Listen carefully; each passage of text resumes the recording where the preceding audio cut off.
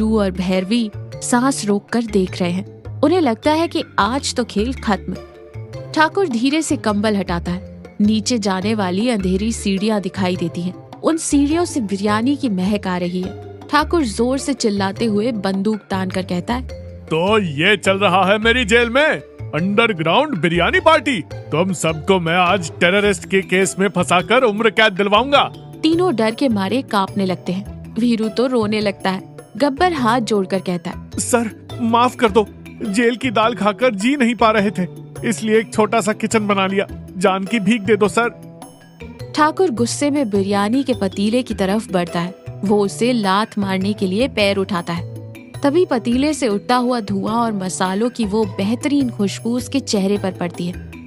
पैर हवा में ही रुक जाता है। ठाकुर की आंखें अचानक भर आती हैं। हाथ से बंदूक नीचे गिर जाती है। वीरू डरते हुए कहता है, सर क्या हुआ सर, क्यों रो रहे हैं? आपको चिकन पसंद नहीं तो कल से पनीर पुलाव बना लेंगे, छोड़ दो सर।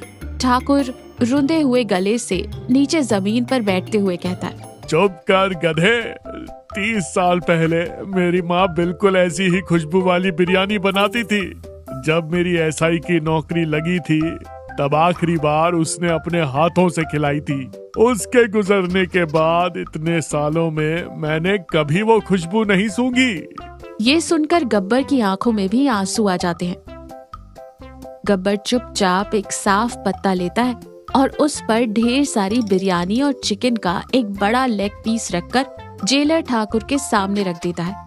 गब्बर मुस्कुराकर प्यार से कहता है, तो फिर खाइए ना सर, अपनी ही जेल है, अपना ही किचन है। माँ के हाथ का स्वाद तो नहीं दे सकता, लेकिन एक बेटे का प्यार इस बिरयानी में जरूर मिला है। जब तक आपकी पत्नी नहीं आ जाती, आपके खाने की जिम्मेदारी मेरी। जेलर ठाकुर कांपते हाथों से पहला निवाला खाता है। उसके चेहरे पर एक अनोखी खुशी और सुकून आ जाता है। वो आंसू पोंछता है और जोर से हंस पड़ता है। वाह गब्बर, तूने मेरा पेट ही नहीं मेरा मन भी भर दिया यार। पिंटू ऊपर से आवाज लगाता है, सर जी आप ठीक तो हैं? नीचे क्या हो रहा है? मैं और फोर्स बुलाऊं क्या? ठाकुर जोर से हंसते हुए कहता है, फोर्स नहीं बेवकूफ, नीचे 2 प्लेट और 1 बोतल पानी लेकर आ और कल से बाहर एक बोर्ड लगा दे, जेल का खाना अब गब्बर बावर्ची के हाथों में है। सब मिलकर मजे से उस अंडरग्राउंड किचन में बिरयानी खाते हैं।